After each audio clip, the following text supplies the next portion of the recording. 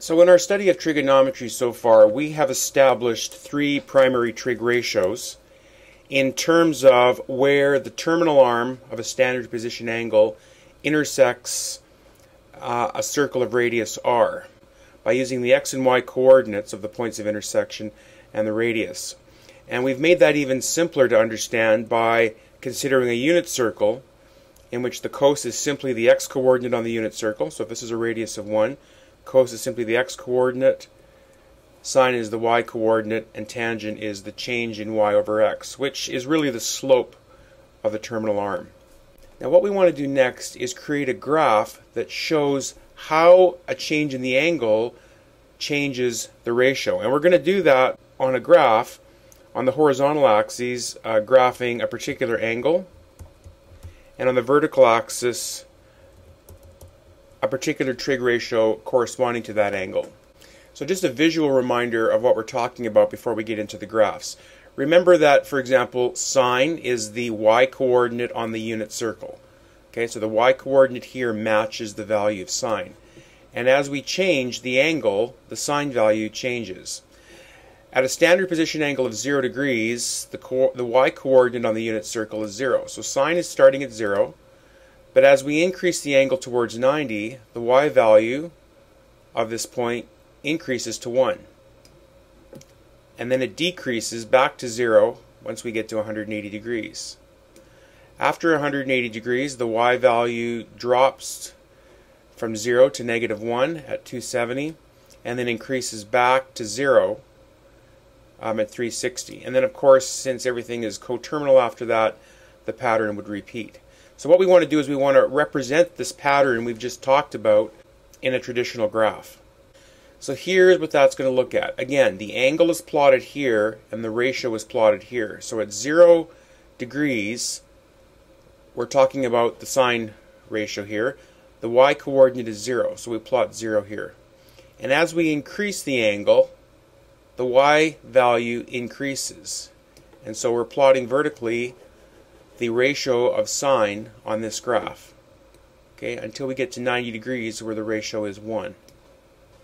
So the point here, 90 degrees, comma, 1, the 1 represents the sine ratio for a 90 degree angle. And then the ratio drops to 0, back to -1, and then back to 0. Turning to cosine, remember cosine is the x coordinate on the unit circle. So what you see down below is this graph here kind of rotated 90 degrees clockwise. And so what I'm graphing here is the x distance at 0 degrees. So here's the angle and here's the ratio. When we actually graph this, we're going to turn it sort of the regular way. But just for now, so you see how it's connected, this red distance here, which is the x distance, is being represented here at 1. And as you change the angle, the x distance decreases to 0. So at 90 degrees, the cosine value is 0. And then it drops to -1,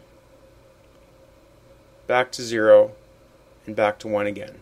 So you'll notice that the sine and the cosine graphs are both of a similar shape. They create a wave pattern, and they're what we call sinusoidal graphs. Alright, so if we go back to our traditional pen and paper way of representing this, horizontally I'm going to plot theta, the angle, and vertically the ratio, which I'm going to call y. Now when we say y equals sine theta, the y simply refers to the ratio of the particular trig function we're talking about. It's not necessarily the y coordinate on the unit circle, although for sine it actually is the y coordinate on the unit circle. But this y just represents the ratio of whichever function I'm talking about.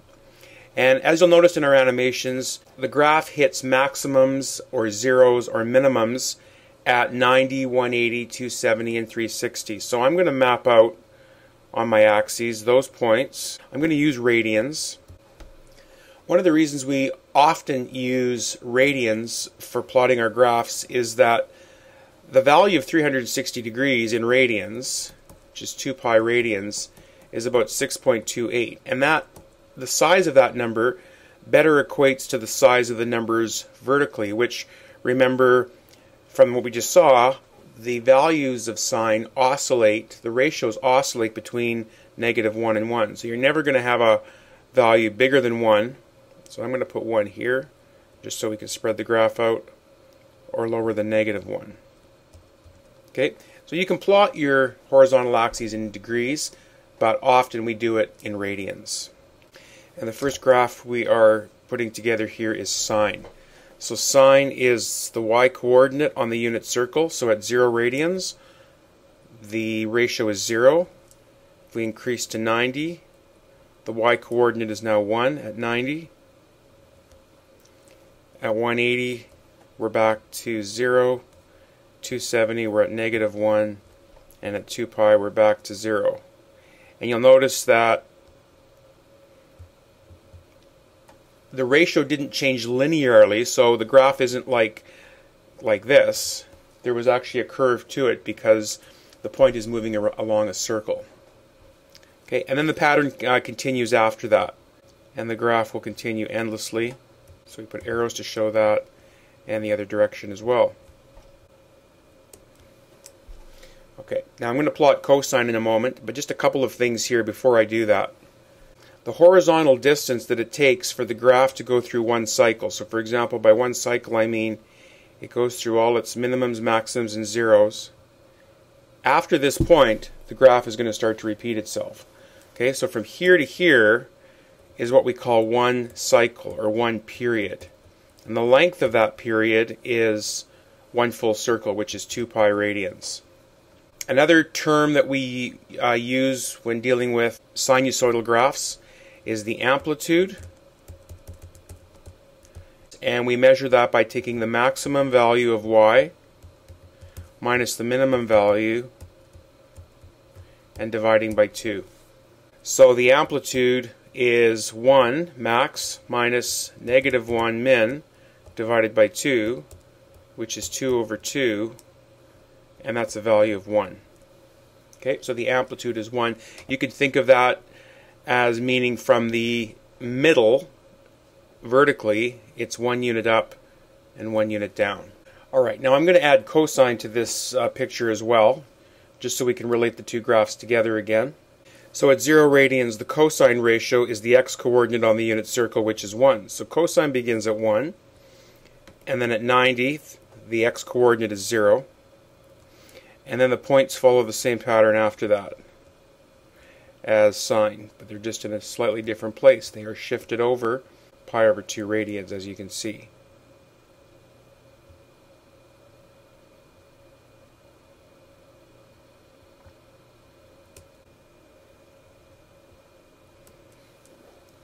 And so what we do is we say that the sine and cosine graph are out of sync or out of phase by 90 degrees. If I take the cosine graph and I shift it over pi over 2 radians, it will match the other graph. Cosine obviously has the same period and amplitude as sine.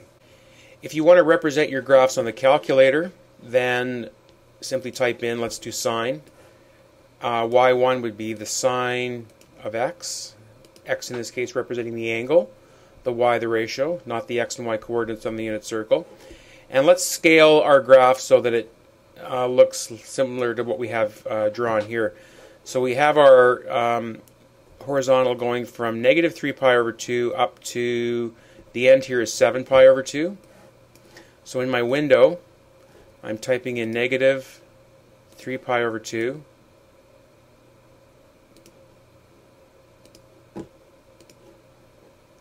I'm typing 7 pi over 2.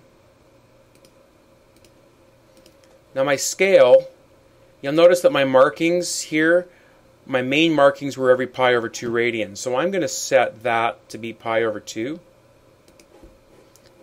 So I want a marking every pi over 2 radians. And my y min and max, let's set that to -2, just so we have a little bit of space above and below. I need to be sure that I'm in radian mode. If I graph, I see what I have drawn on the screen. In terms of the tangent ratio and how it changes as the angle changes, remember that tangent, which is the y divided by x coordinate, is really the slope of the terminal arm. So at 0 degrees, or 0 radians, the slope of the terminal arm is 0. But as the angle increases, the slope starts to get larger. It's positive slope because the line's going up. And the steeper the line, the bigger the slope. So the slope's getting very big, bigger and bigger and bigger and bigger, until when we get to 90 degrees, if I were able to really do it really closely, I would find that it would get larger and larger and larger to infinity. And if you type into your calculator tangent of 89.999, you'll see that it's a very large ratio. At 90 degrees, we have a vertical line, and if you type into your calculator tangent of 90 degrees, it'll actually say not this, it'll say error, it's undefined. So there is no tangent value at 90 degrees, and that's because the y-coordinate is 1, the x-coordinate is 0, and 1 divided by 0 is undefined. If we go slightly past 90 degrees, we have a very steep line that's falling, so we have a large negative slope, and then the slope becomes less negative, back to 0 at 180. Then we have a positive slope through the angles in quadrant 3, and a negative slope again through the angles in quadrant 4.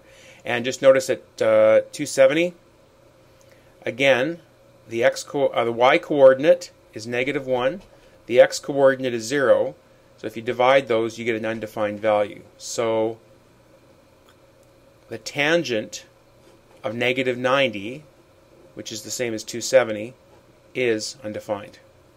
So let's represent these changes on a traditional graph. So this time I'm going to scale my axes differently, because you'll notice that the tangent ratios can get very large. So let's just say 1, 2, 3, etc. And our horizontal scale will keep the same. And we start with 0 radians, which has a slope. Remember, the ratio which we're plotting vertically represents the slope of the terminal arm. So we're plotting tangent theta, this is theta, y represents the ratio, not the y value on the unit circle, the ratio, the slope of the terminal arm. So that was 0. And as we go up, by the way, at some point we're going to go to 45 degrees, which has a slope of 1. So I'm just going to put here between 0 and 90, 45 degrees has a slope of 1. And then as we get larger, steeper and steeper, the slopes increase until we get to 90, and there is no value of tan. So that is going to be a vertical asymptote, because just before that we know the slopes were getting infinitely large. Okay, and now I'm just going to take negative values going backwards, going clockwise from 0. So these all have negatively measured angles, and they're going to start at a slope of 0 and move towards a slope of negative infinity, or undefined, at negative pi over 2. At negative 45 degrees it'll be at negative 1, and then the graph's going to come down like that. Okay, once we get to 90 degrees and go just past that, remember we have a very large negative slope. So what we have is the slope starting off very negative again down here, going up towards a slope of 0 at 180, and then back to, at 270, a slope that's undefined. So we are going to have another asymptote at 270, and basically what we're getting is the graph repeating itself in this interval. And that's going to continue to happen, so that our cycle, our period for tangent, remember, is the horizontal distance that it takes to go through one cycle, is right from here to here, which makes the period of tangent pi radians, or 180 degrees.